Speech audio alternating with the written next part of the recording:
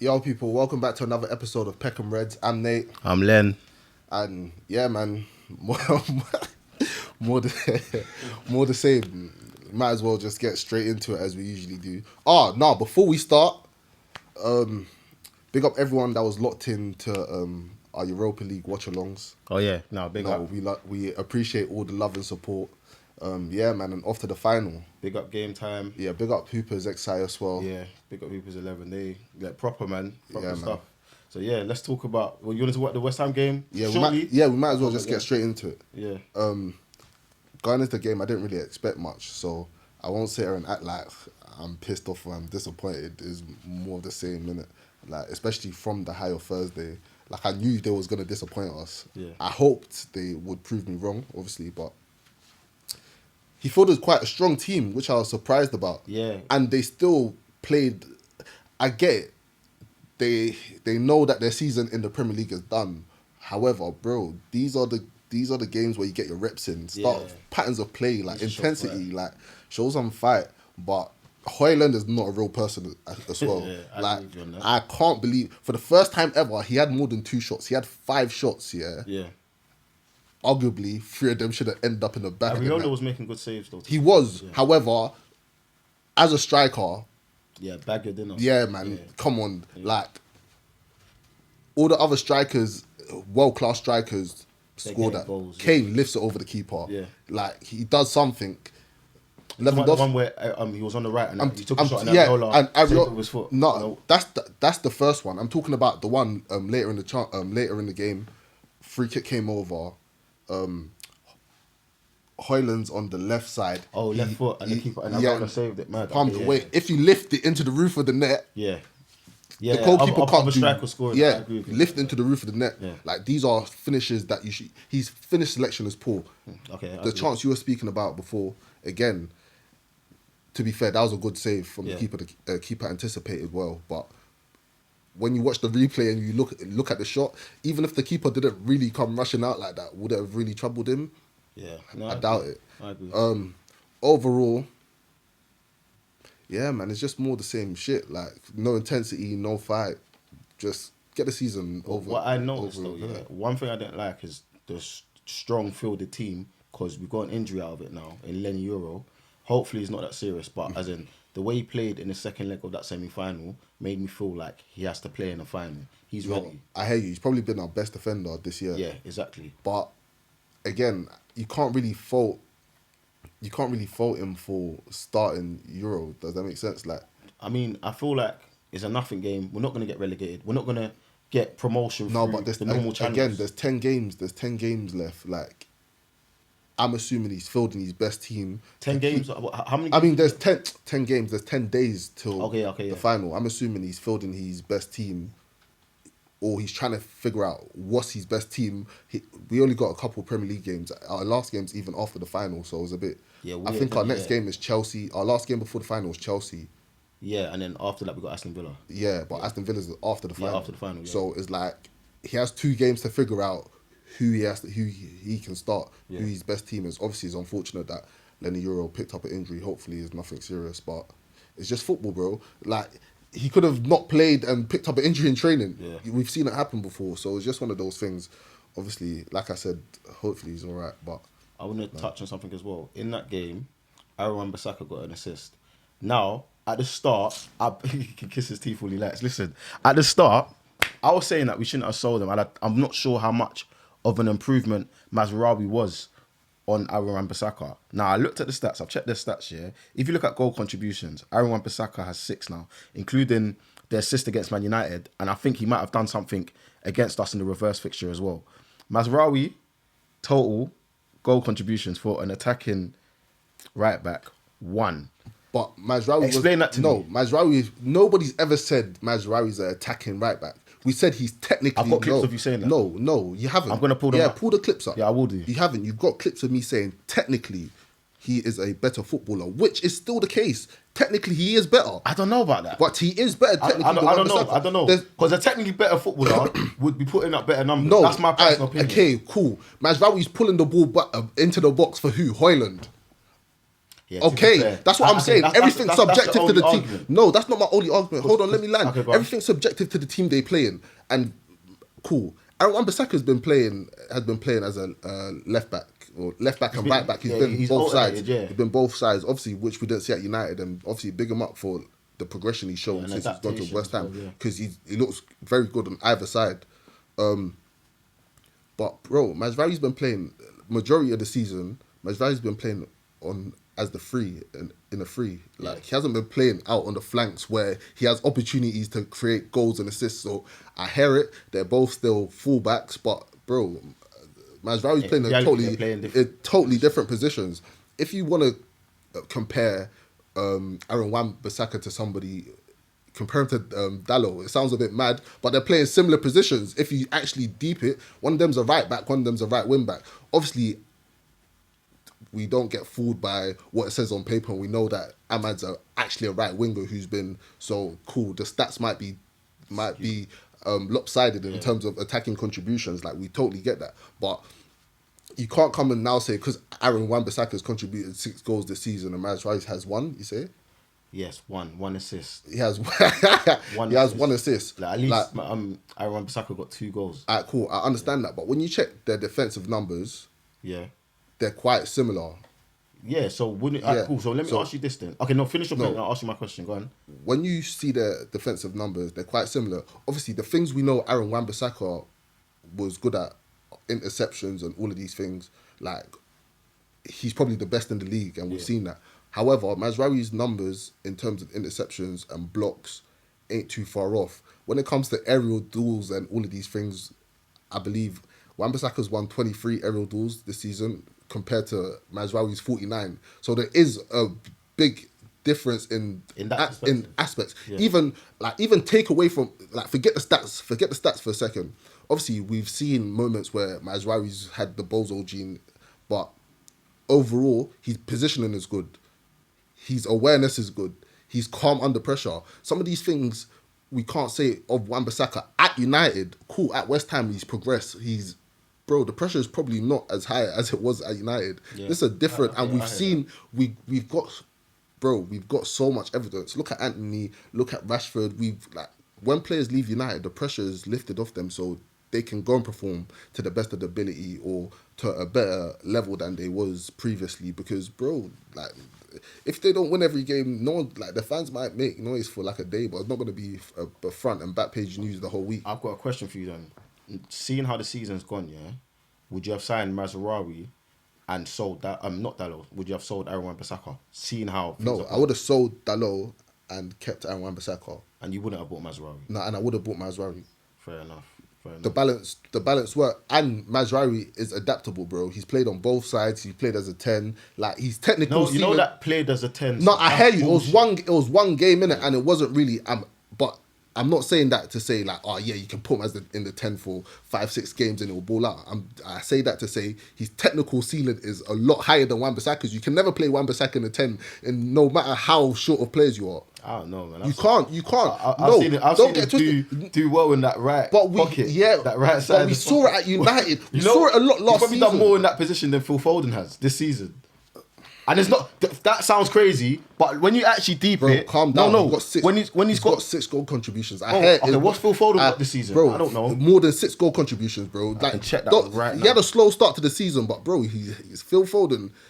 Fuck Phil. It's not as he hasn't been playing. Phil Foden. He hasn't been playing as great as he has, but bro, don't lose yourself here, bro. I'll get the stats. Wan-Bissaka's done well over certain periods of the season, but bro, same with us. West Ham haven't done particularly great as well, and he's part of the defense who's conceded. They've conceded more goals than us as well. So, I hear it. But no, wait. But in terms of actual players, Aaron Wan-Bissaka and Mazraoui both got the same number, clean sheets, for example.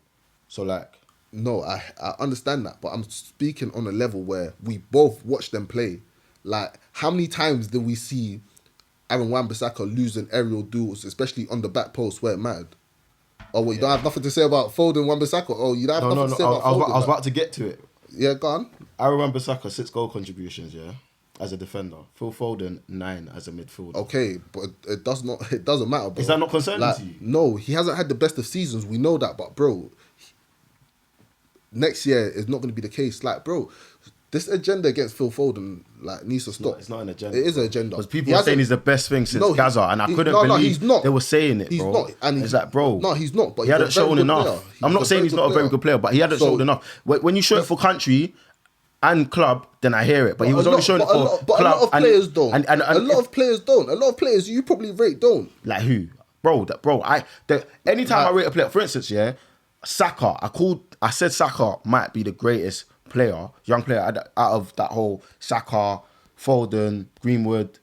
Maybe Greenwood might be better than him footbally, innit? But I seen Saka do it consistently without having his hand held. No offense, but Phil Foden was in a team winning Premier Leagues where his hand was held, bro. Do you get what I'm saying? People like to overlook that. And then when you're actually told, yo, go be a big man over there, but now bro, the lights are too bright. What are we talking about? Say his hand was held maybe the first couple of years, but bro, when they won the treble, he was heavily involved in that. Last season, he was heavily involved in stuff as well. Cool. He's had a tail off this season. He hasn't hit the heights that he expects of himself, we expect of him. Yeah. As, you get me? Football fans. Yeah, as the greatest thing since Gaza, you said. But bro, let's not act like Phil Foden's not a baller, bro. No, like let's not be silly. I'm putting it out there. Silly, Phil Foden is overrated and has been overrated. Let's not be silly, man. Bro, that's my opinion, innit? Last season, the numbers speak for themselves. The season before that, the numbers speak for themselves. Even like the eye test, he was passing the eye test both times. It's not like last season he put up good numbers and he looked meaty. No, he looked very good. This season he's tailed off a bit, bro. He's a human being. Has he ever been better than Saka? Even when he won PFA Player of the Year, was he better than Saka? Shall I tell you what I'll say? Yeah. Go on. Because I rate Saka highly, but maybe it's Arteta's fault as well. But Saka's never really, Saka's the ultimate system player, if that makes sense. Like, you're saying that about Saka over Phil Foden? No, I want to hear this point. Go on. Listen, in terms of... Alright, cool. System plays the wrong... Yeah, I was about to say... System plays the wrong... System plays the wrong term. Yeah. But... Not to call him robotic, but with Saka, his moment of magic might be he cuts in and he hits it into the top corner, if that makes sense. But we know that Saka's going to cut in and shoot anyway. Does that make sense? You're describing Foden, though. No. You said robotic, Foden, cut in, Foden, bang it, Foden. Bro, Foden is not... So you're telling me Foden's more robotic than Saka? Bro, Saka, No, you're right. Saka's silky. Saka's whole game isn't like skills and dribbling and all of these dribbling kind of, but he doesn't dribble the orthodox way where Neymar dribbles, and how even Neymar might be a steep, but even like how people like Savinho, Phil Foden, I know what you mean. Yeah. Like he's more. But doesn't that make it more impressive then? Do you know? No, I'm not knocking Saka's game, because I rate. I'll be the first. Like, Saka's different with it. And Saka's thing is more... people will knock you for saying this, but Saka's thing is Phil Foden has more footballing ability than Saka. It's not in doubt, bro. But Saka is super consistent. He is very consistent. I'd rather take... don't get twisted. Saka's very good as well. I'd rather take a very good, consistent player over the best thing ever who can... be good for 5 or 6 games and will disappear for another 5 or 6. It don't make no sense. That's not stinky. That stinks, man. That's not stinky, bro. That stinks, bro. But anyway. Bro, you watch football. Alright, cool. This is so dumb, but when's the last time you see Saka meg someone, fam? Is that what you're judging? I'm not. When was the last time you see Foden meg someone? Bro, all the time, even when he's playing meaty. And that's what I'm saying. I'm not judging football by, can you do skills, car? Football's all about productivity. What can you do to contribute to your team's success? Yeah. That's what, you know what I'm on already. Yeah. But I'm saying, eye test, bro. And when I talk about technical ability and things that, bro, my favourite player in terms of technical ability is Thiago, bro. Okay, I hear that, yeah. Because forget what you want to say about his pace, all of these things. Bro, he is a footballer. You know what I'm saying? Cool, injuries and all of these things kind of done him. But, bro, the way he manipulates the ball, what he can do with the football, Saka can't do that. Does that make sense? He can't. And let's not lie to ourselves. He can't. I don't know. Bro, do you think Saka's hitting on the half volley and is not skimming the ground and is bro? I don't know. I want to say your point after you finish. Do you know what it is? Go on. Don't get twisted. Saka has very good attributes, and he's probably going to have a better career than if he stays at Arsenal, probably not. But in terms of personal, not team achievements, but personal achievements, he's probably gonna have more personal achievements in terms of like goals and assists. Than a lot of the Phil Foden and a lot of the names that we've said. Even though Phil Foden's in the lead at the moment, but let's that's another thing people won't speak about, I was bro. gonna say, like, sorry, I'm gonna move on. You mentioned the word success, so let's talk about Man United season so far. Off camera we were arguing heavily, and I'm gonna restart this argument. Yeah, go on. I'm saying that if Man United win Europa League, regardless of our league position, as long as we're not relegated, that is success. And the reason why I say that is because see when we start, our objectives are Champions League football at least, and trophies. So if we win the Europa League, we kill 2 birds, 1 stone. So if we finish 17th, it doesn't matter. And let me just finish this last point, I'm not happy with how we performed in the league. But I accepted that. I think we were 12th at one stage, and I said, we're not qualifying for Champions League this way. There's only one route. We have to focus on that. If we get that, bro, Amrin gets players, bro. Champions League football. That's the attraction. We get the money. So I'm saying it's success. You talk. Cool. Let's move away from football for a second, Go on. Like, purely hypothetical. This is even a bit dumb, but just hear me out. Yeah, go on. Yeah. Cool. Your objective is to make it from A to B, Yeah. And let's say you've got 5 people with you. Yeah. If you make it from A to B, but everyone else is dead, would you consider that a success? If I was supposed to get from A to B. And everybody else is dead. If I was supposed to get from A to B. Would you consider that a success? Hold on, wait. If I was to get from A to B and everyone else died. Yeah. And I'm at B now. Yeah. Would you consider that a success? You don't want to hear my answer then? No. Just yes or no. Yes. Alright, cool.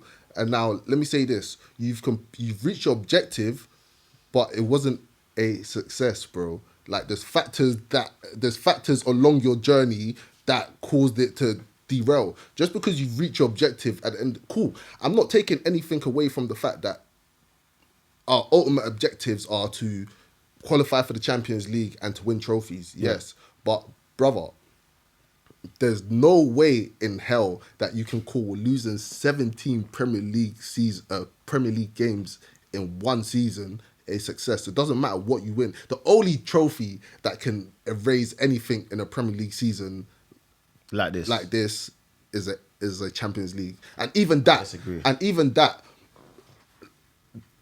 no, I can't paper over the cracks. Like it hasn't been by no means, no stretch of the imagination can you put success and this United team together. It doesn't matter if we win the Europa League. It doesn't matter. Just the same way last season wasn't a success. However, we completed that. We reached an objective that enabled us to progress. Does that make sense?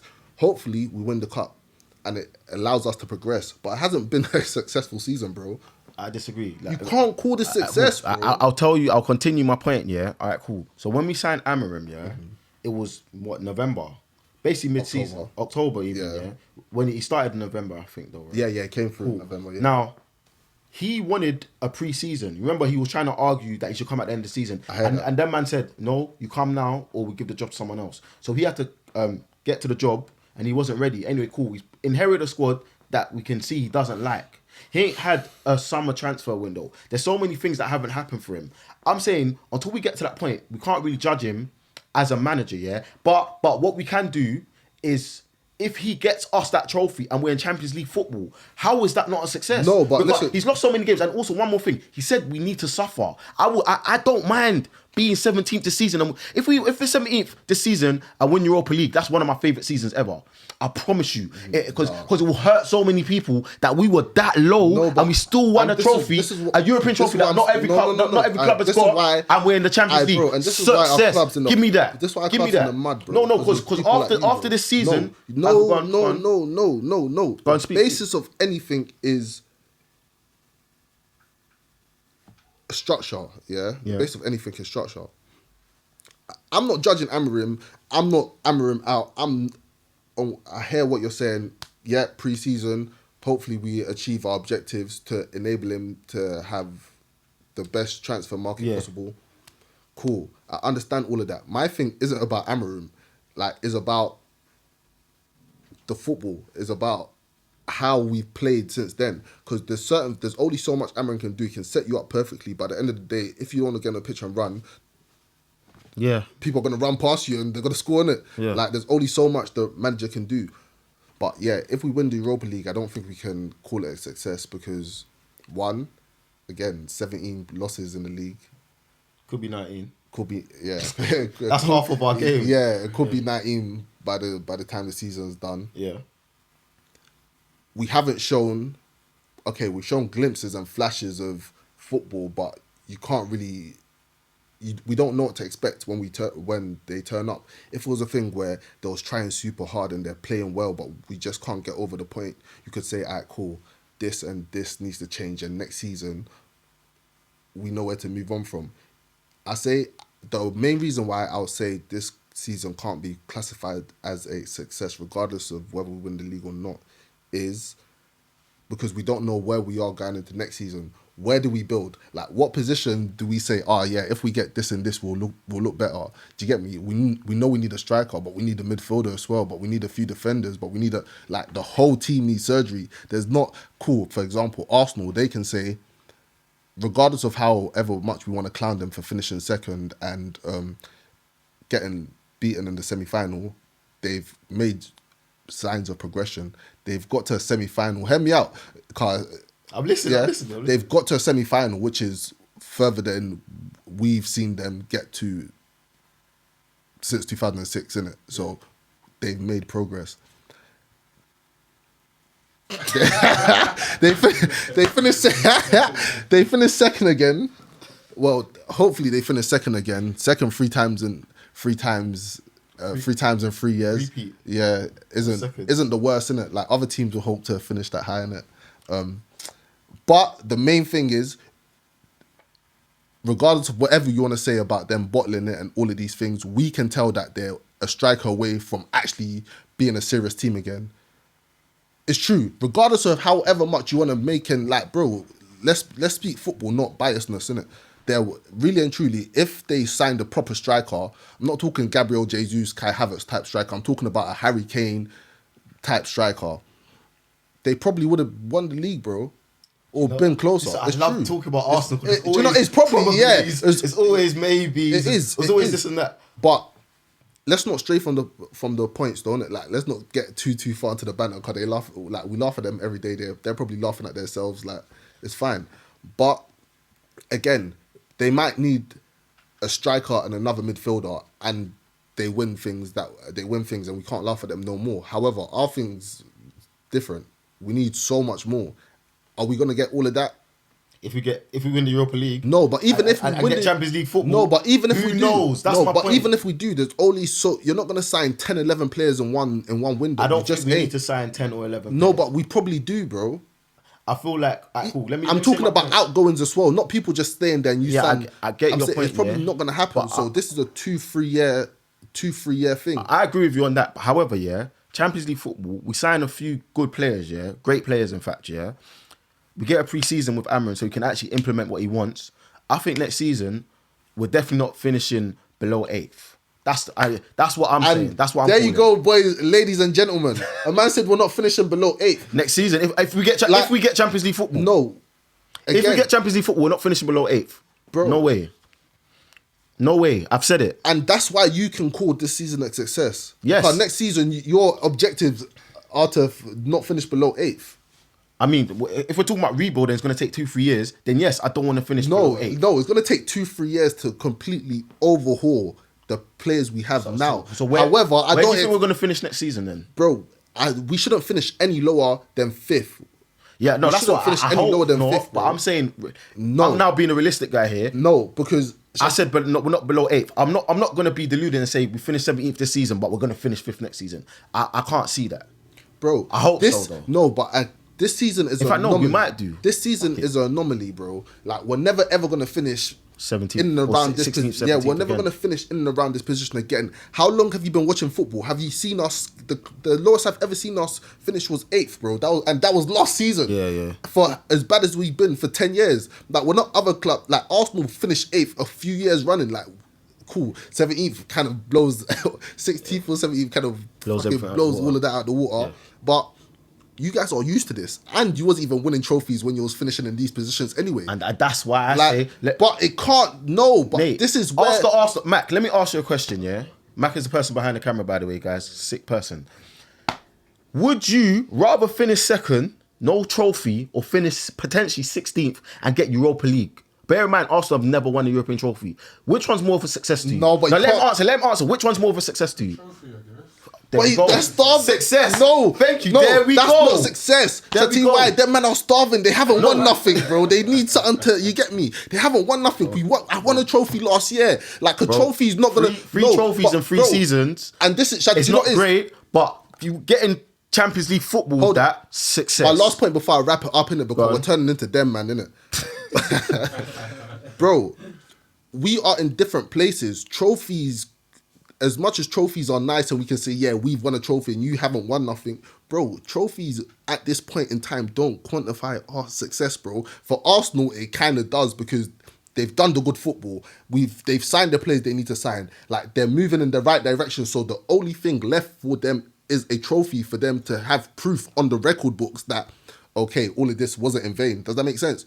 Bro, we win trophies, we're still shit. We need to get back to the fundamentals. We need to be a good footballing team first. I don't care if we don't win another trophy in 3 years, as long as I know that we are... No. Hold on. Let me finish, bro. Bro, don't interrupt me. I don't mind if we don't win another trophy. If we win the Europa League, I don't mind if we don't win another trophy in 3 years, as long as I see that, cool, by the 4th year, we can compete and not compete, Arsenal compete, finishing 16 points behind the winners. I'm talking about compete for real for all the major trophies. I'm not speaking Europas and Carabaos. I'm speaking Premier Leagues and Champions Leagues. Does that make sense? Like, bro, I and that's like, we've been starved for 10 years. What's another 2 or 3 years gonna do? Especially where...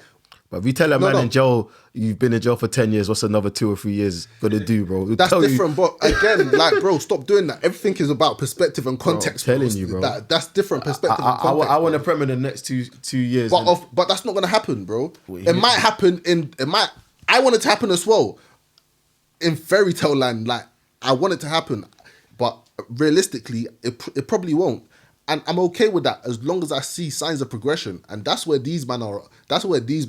But they just don't have the trophies, even when there was meaty, to have any chat, if that makes sense. I got one thing to say. I've got 2 things to say before we cut, yeah? One, reason why I say Arsenal would rather have our season, yeah? Because do you know who's in the Europa League final?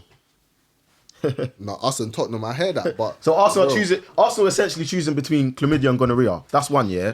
That's a situation that they hate. Like, they hate it. And they've put themselves in that situation by not winning a trophy this season. That's one. 2, all the Amarin out people that are calling Amarin out now, he ain't even had a full season yet. Bro, stop it. Like, behave yourself. Bro. But this is bad behaviour. Like, just use your brains and think. Have we had enough time with this person yet? I know the league situation ain't great at all, but bro, stop it. That's all I got to say on that, man. Yeah, man. Thank you. What about Tottenham, though, you lot? No, don't worry about Tottenham. Tottenham are baby food, man. If they don't win a trophy, their manager's sacked. Like, he's gone. That's Tottenham it. are baby food as well. Surprisingly, Tottenham have beat us 3 times this season, and there's no way they can beat us 4. Yeah, no way. We're not. They're not Barcelona, and we're not Real Madrid. Yeah, man. Yeah, so it's not happening. Yeah, man. Let's wait and see. But yeah, next time you see us, we'll be lifting silverware. So tune in. Yeah. Keep an eye out for any updates relating to the final as well. Thank you for tuning in to another episode of Peckham Reds. I'm Nate. I'm Len. Yeah, man. 17th. Peace out.